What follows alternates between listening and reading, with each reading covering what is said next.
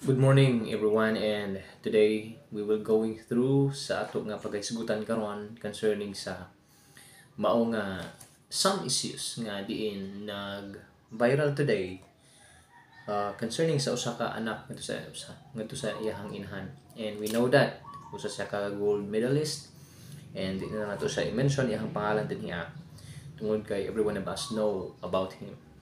Well, anyway, about the topic, um it's the relationship between the mother and the children. Let's use that word. Kung atong lantawon, magkabali-bali ang kalibutan, inahan gihapon nato na sila. Ginikanan gihapon nato na sila.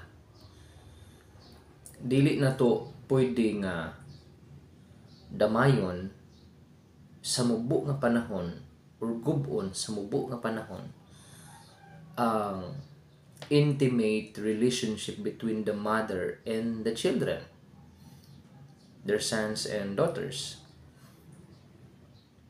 Kung naay mga sakit ng mga pulong, no, natural ra mo ginang ginahan mosulti og mga sakit ng mga pulong. But let's analyze and think it wisely. Not just only once, twice, or thrice, or many times. Think about it. Kung giunsa ta pag-atiman from 9 months old, gikan pa lang sa tiyan. Unya, basta-basta lang nato sila kalimtan. No.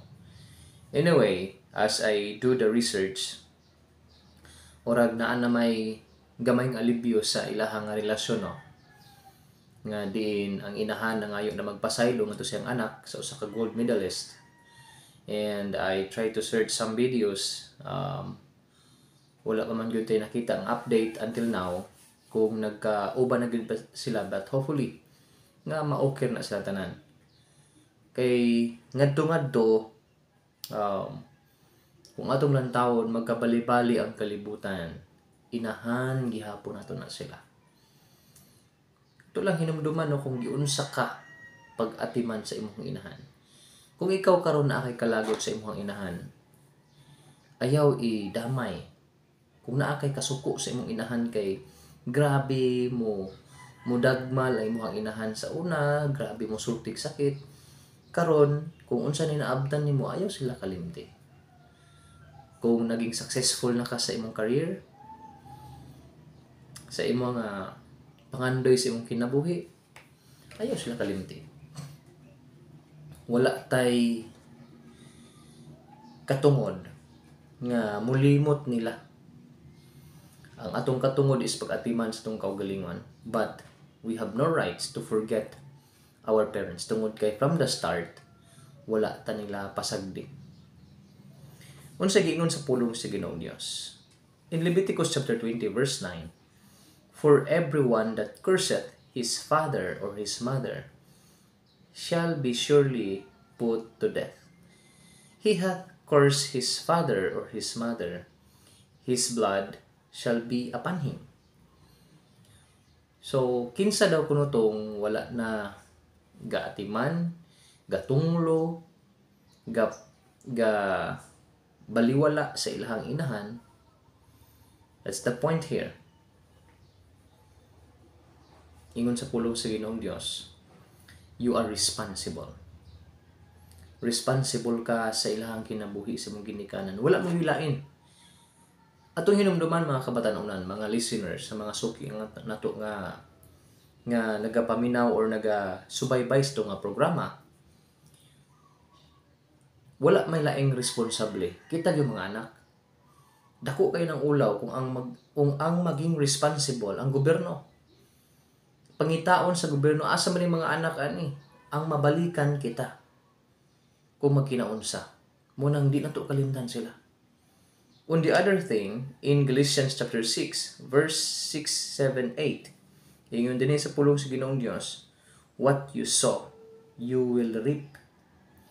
Kung unsay imong gitanom, mao po imong anihon. Unsa giingon dinhi sa pulong sa Ginoong Dios in Deuteronomy chapter 5 verse 16, honor thy father and thy mother, as the Lord thy God hath commanded thee, that thy days may be prolonged, and that it may go well with thee in the land which the Lord thy God keepeth thee. So honor your parents, honor your mother, your father. Ayaw gyud sila kalimti. Kung asa na ka moabot sa imong kinabuhi karon mga kaigsuonan, kung i-bless ka sa Ginoong Dios, kung naana ka sa Canada, either naana ka sa America, naka green card na ka, ug uban pa na nga mga area sa imong kinabuhi nga naging successful ka, still honor your father and your mother. Ang word nga honor here is giving them a reward. Tagaan na to sila og pagpasidungog. Dili na to sila pwede kalimtan. Kay sila una mo naging parte sa atong kinabuhi. Dili ang ubang mga tao.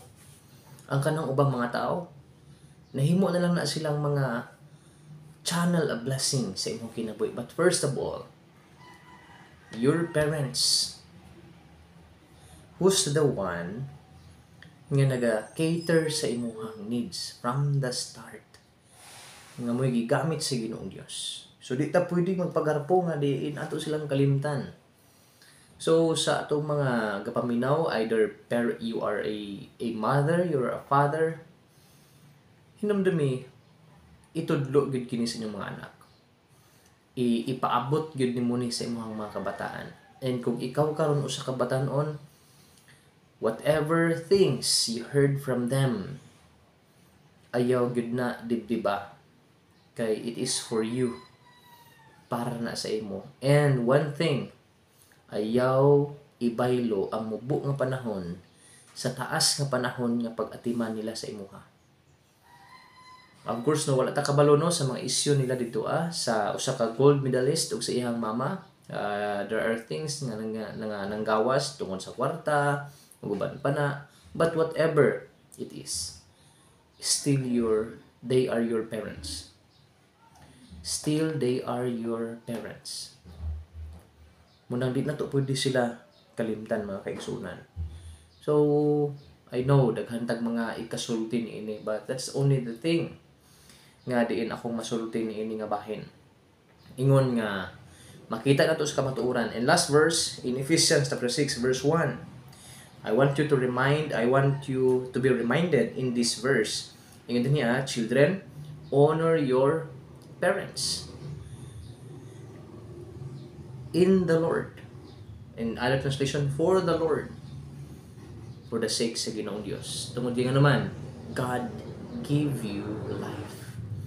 So, ayaw hulatan ang Ginoong Dios tungod kay garbuso ka, ayaw hulatan ang Ginoong Dios mo ay mubunal nimo. Ayaw hulatan ang Ginoong Dios mo ay mupanton nimo. Ay pa ka makahinumdum nga nakikinikanan. So, giingon na rin, reminded rin sa pulong sa Ginoong Dios, parents, father, do not provoke your children to anger.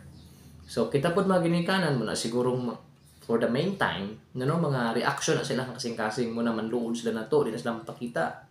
Muna maging successful na sila, muna makalimtan yun ta. Because, why? It happens, maybe, gina-provoke na to sila nga masuko. Siguro, ginalabdan na tong personal na ginabuhi, kaya mga ulitaw na baya. Kung imong mga anak mga ulitaw na ayaw sila i-provoke nga masuko sila nimo, di na to sila i-provoke. Nga diin ang atong mga anak, moabot ang panahon nga manimaan na sila. Moingon na sila, man ilang kag makatrabaho ko, di ka na ko inumduman. Because, balik na kipon sa atong mga ginikanan. So I hope, kini, if it learn sa imuha, nakatabang ni sa imuha, try to share it sa uban. Nga diin maka pabalandong po sila. God bless you. Thank you so much.